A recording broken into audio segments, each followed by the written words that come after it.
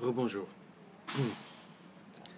Je m'appelle Michael Galache pour ceux qui ne le savaient pas encore et aujourd'hui je vais parler de la suite de, de la gestion émotionnelle. Numéro 2. J'ai déjà expliqué l'importance de gérer son émotion et, et j'insiste. Et il y a 7 ou 8, ou vous pouvez en faire 9 ou 10 étapes. L'importance, c'est que vous gardez votre émotion pour vous, aussi longtemps que vous le pouvez. C'est à la fin que ça change. Alors, pourquoi? Encore une fois, c'est très simple. Si vous allez partager avec les autres ce que vous vivez, que vous allez faire du commérage, vous attirez vers vous le commérage. Vous allez attirer vers vous la suite des blessures. Et c'est inévitablement. Parce que si je suis sûr d'une seule chose, c'est que la loi d'attraction, elle fonctionne tout le temps, pour tout le monde. Et si vous ne reconnaissez pas ça, dans ce cas-là, vous allez entretenir involontairement votre propre malheur. Parfois, je dis, si je veux que quelqu'un soit heureux et que je l'accompagne, il suffit que je le fasse une lobotomie pendant 3 mois. Si pendant 3 mois, j'arrive à qu'il parle autrement, qu'il pense autrement, mais ça va devenir un homme ou une femme heureux. C'est automatique. Et après, on le remettra à la partie qu'on a enlevée. Les 3 outils que je traite en général en premier, que je traitais en général en premier, parce qu'aujourd'hui je ne le fais plus nécessairement. Par contre, c'est vrai que maintenant j'ai la facilité ou l'avantage que je peux dire, écoute, dans mon accompagnement, va regarder telle vidéo. Ça c'est cool. Je n'ai plus besoin de raconter, parce que la belle histoire, je vous le dis, je le racontais souvent. Et quand j'ai commencé la belle histoire, ça a commencé à une grande respiration parce que je l'avais beaucoup raconté. Et la gestion émotionnelle aussi. Donc, nous avons vu 3 étapes. La question réflexe. Pourquoi tu dis ça? Le RDB. Attention Michael, c'est toi qui as créé ça. C'est un défi que tu te lances. Tu as le choix de, etc. Et si vous avez fait ça pendant une semaine à fond, et attention, ce que je n'ai pas dit dans l'autre vidéo, c'est que si vous y prenez pas sérieusement, vous n'allez jamais l'intégrer. À un moment donné, il est important que vous vous dites, maintenant je le fais. Je prends une semaine pour ne faire que ça. Je ne pense qu'à ça. Et c'est comme le table de 7. Il y a des gens aujourd'hui encore, des adultes, qui ne savent pas, qui ne connaissent pas la multiplication. C'est parce que quelque part dans le passé, quand c'était le moment d'apprendre, ils n'ont pas fait sérieusement. Ils n'ont pas vraiment appris. Donc aujourd'hui encore, ils font avec leurs doigts ou ils doivent écrire pour comprendre. Si vous faites ça bien, si on peut dire comme ça, si vous faites ça sérieusement, mais après ça devient vraiment très facile à gérer. Et dans les gens que j'accompagne, il y a les 2 catégories. Mais ceux qui arrivent bien, waouh. Et après ça reviendrait. Mais les 3 outils dans leur ensemble, la palissade, la gestion émotionnelle et la projection, je les appelle ensemble le bouclier de David. La palissade, même pas mal. La projection, la gestion émotionnelle, pour faire en sorte que j'exprime pas mon émotion, et la projection m'indiquant quel comportement changer pour qu'ensuite autre chose vienne vers moi. J'ai déjà dit donc un tout petit peu par rapport au miroir. Alors les 3 étapes. Et la dernière étape de la gestion émotionnelle, c'était donc l'écriture. Imagine que ça marche, mais vous arrêtez là. Un peu d'émotion, vous pouvez gérer, c'est pas un souci. Mais si l'émotion est trop forte encore, mais dans ce cas-là, effectivement, vous passez à l'étape numéro 4. Et l'étape numéro 4, ça serait comment dire, pas seulement une expression, mais oh, c'est vous allez faire une expression plus forte. Style, vous allez exprimer à travers l'art, à travers le sport ou à travers quelque chose de spirituel, vous allez exprimer votre émotion. Et ça peut être de manière spirituelle. Par exemple, vous allez poser votre problème au pied du Christ si vous êtes chrétien, ou vous faites un rituel de feu, ou vous allez méditer, ou vous allez dilué à l'intérieur de vous, ça dépend de pratiques spirituelles que vous avez l'habitude. Moi, c'est en général la méditation qui marche le mieux. Et une autre expression artistique serait de faire, par exemple, je sais pas, vous faites un truc avec de l'argile dans laquelle vous mettez toute votre colère et à la fin vous l'éclatez contre le mur, ou vous faites un dessin ou un poème dans lequel vous mettez toute votre colère et après vous le brûlez ou vous le déchirez. Mais quelque chose, mais vraiment plus fort qu'une simple expression. Une expression artistique, spirituelle ou sportive. Vous pouvez aussi aller courir dans le bois pour éliminer votre colère. Je me rappelle quand un jour j'ai eu une énorme colère avec mon père, je suis revenu de vacances avec un zona qui correspond bien à ce que j'ai dû prendre comme émotion, et il est parti en courant. Quand, disons, il est parti quand j'ai couru. En courant, je répétais des affirmations positives et qui avaient à voir avec l'élimination. Et ça se peut que ça marche aussi. On ne sait jamais ce qui marche pour vous, cette expression artistique. Si ça marche, vous arrêtez là. Si ça ne marche pas, vous passez à l'étape numéro 5. Et l'étape numéro 5, je dirais, c'est le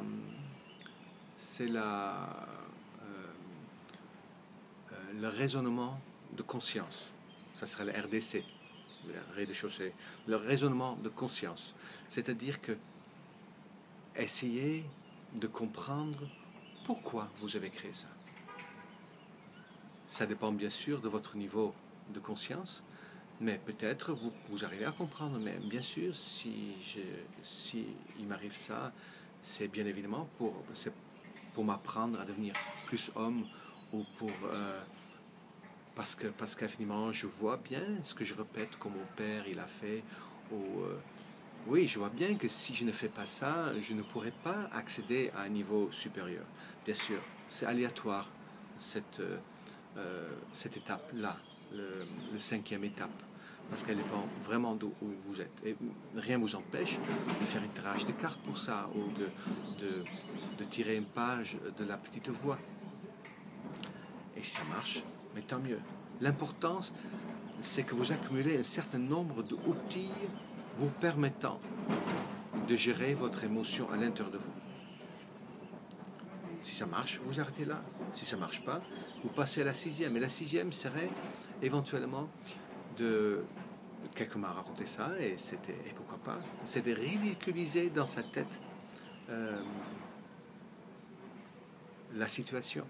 De donner à la personne qui vous a insulté une voix comme Donald Duck, ou de l'habiller comme une clown, ou dans votre imaginaire de transformer la situation et de vraiment relativiser à fond.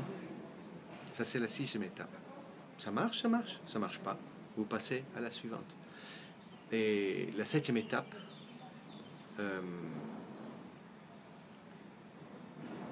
c'est là où normalement vous allez en parler à votre thérapeute. C'est là où je dis aux gens, mais là où tu m'appelles. Bien évidemment, ce que j'ai oublié de dire, c'est que si vous avez des idées d'une autre étape à ajouter pour éviter d'aller voir la personne, alors faites-le, ajoutez-le.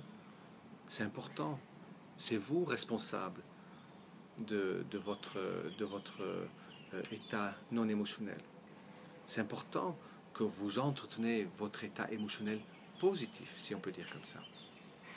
Parce que certains considèrent qu'on a des sentiments, des émotions positives et négatives. Pour moi, le sentiment négatif, ça sont des émotions. Si c'est positif, ça peut être une émotion, mais ça peut être aussi autre chose. Et c'est arrivé déjà qu'avec d'autres personnes qui disent « Ah, mais j'ai telle idée », et qu'on est arrivé à une gestion avec 10 ou 11 points, mais quand je reviens à la base, j'ai toujours 8 points. Et donc le 7e, ça serait contacter votre thérapeute. Et n'hésitez pas, vous pouvez aussi envoyer votre émotion à moi.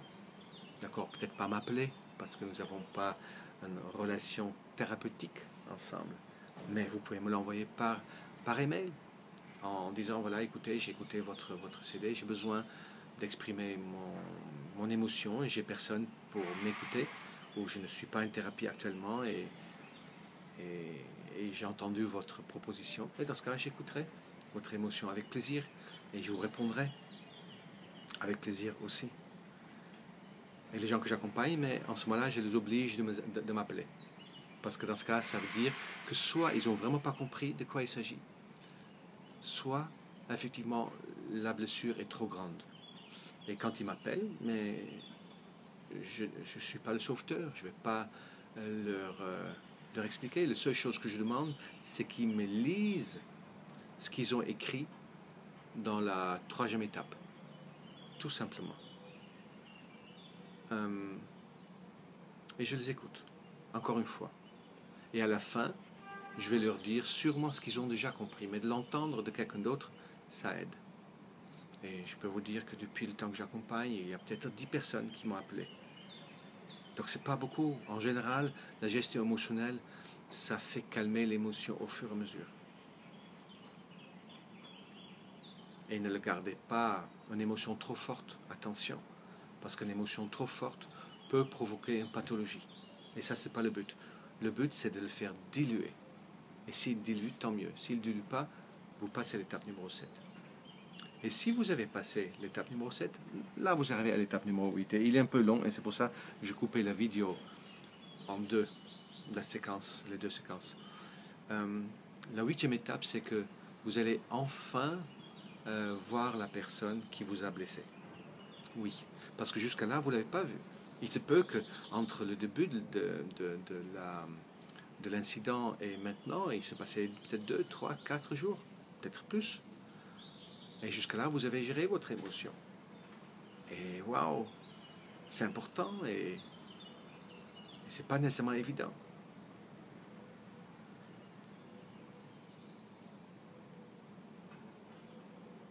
Et quand vous allez le voir, vous n'allez pas le faire n'importe comment.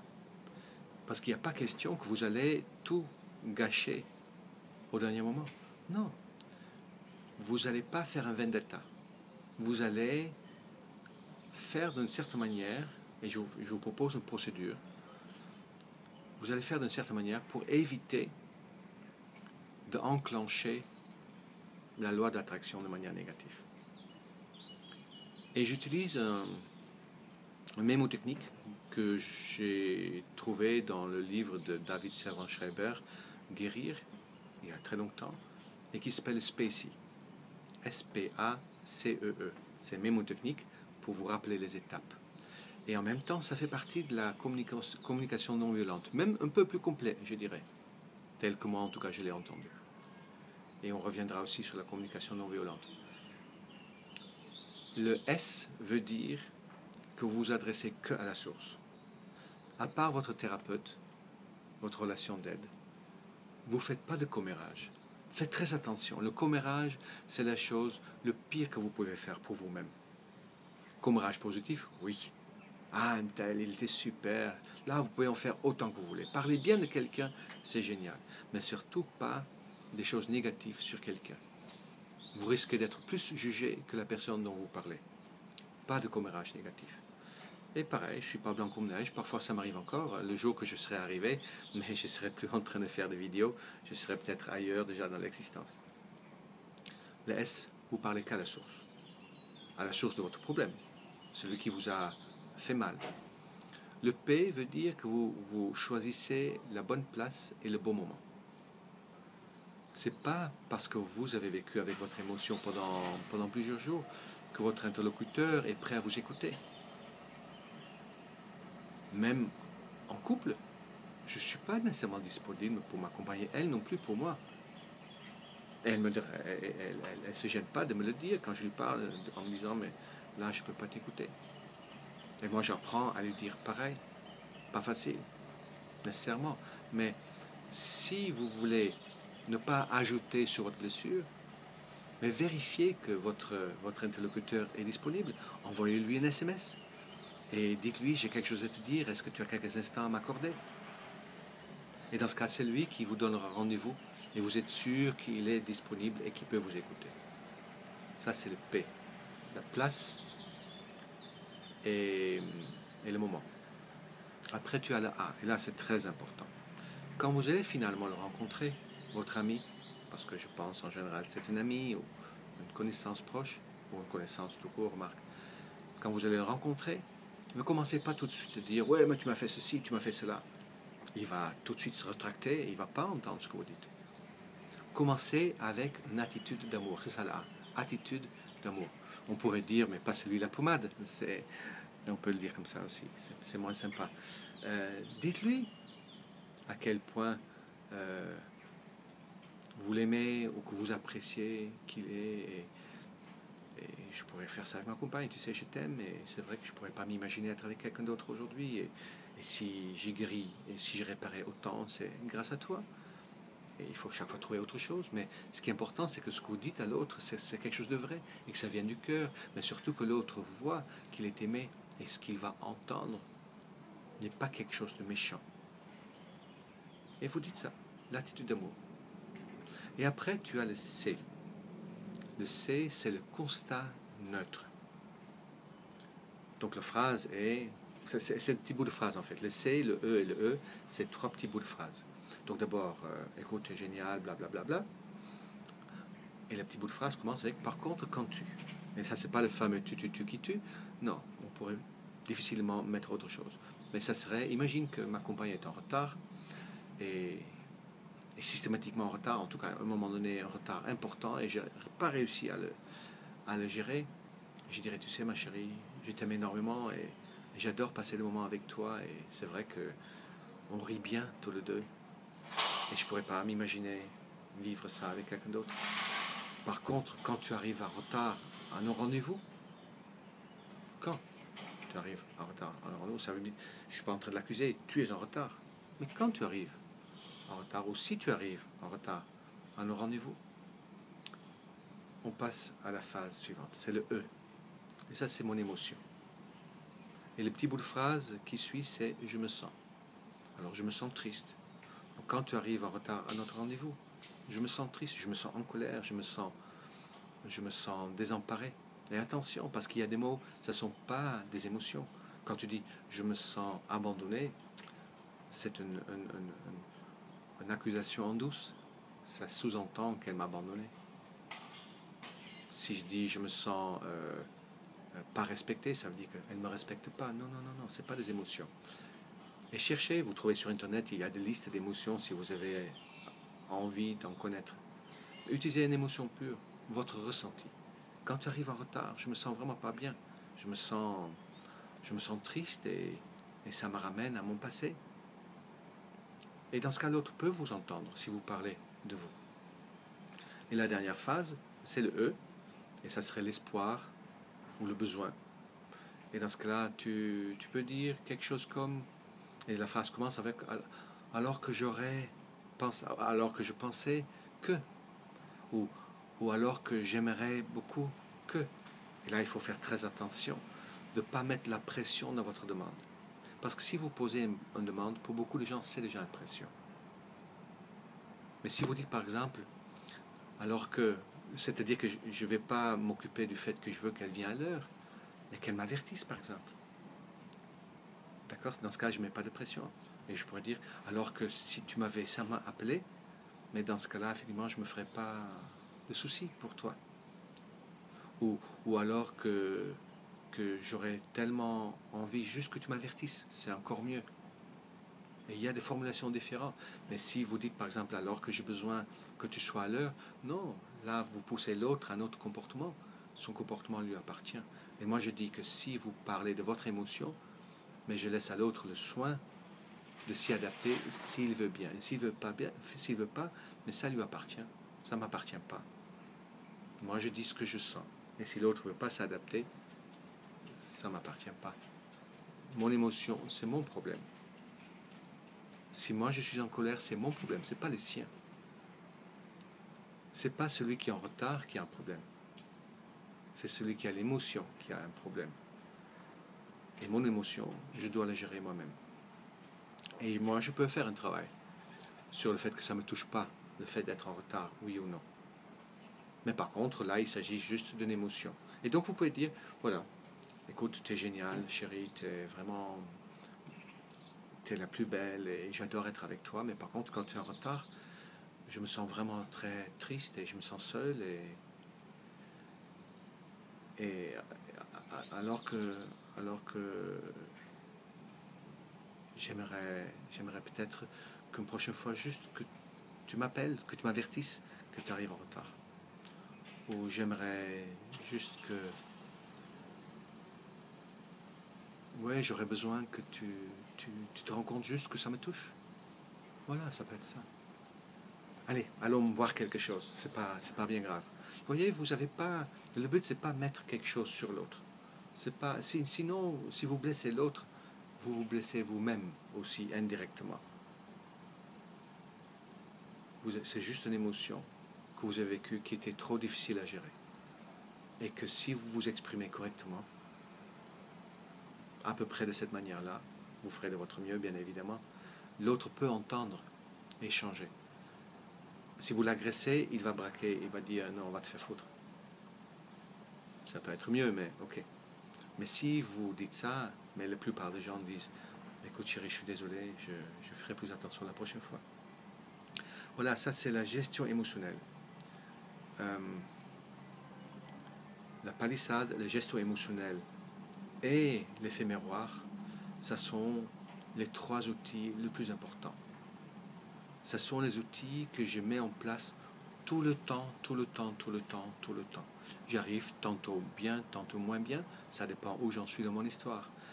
Mais ce qui est beau, c'est que dans l'effet miroir, dont je vous parlerai peut-être pas la prochaine fois, mais la fois d'après, dans l'effet miroir, j'ai des indications de ce que je dois travailler. Et dans les indications de ce que je dois travailler, là, je vais utiliser toute une panoplie d'outils éventuels par rapport à ce que la vie me demande. Et ça, c'est important à comprendre. Mais je reviendrai dessus quand je parlerai du miroir. Voilà, 22 minutes. Alors ça suffit pour cet enregistrement. J'espère que ça vous plaise toujours. Je vous invite à mettre en place la gestion émotionnelle à fond d'ici la prochaine fois. Je vous souhaite une très belle journée et à très bientôt. Au revoir.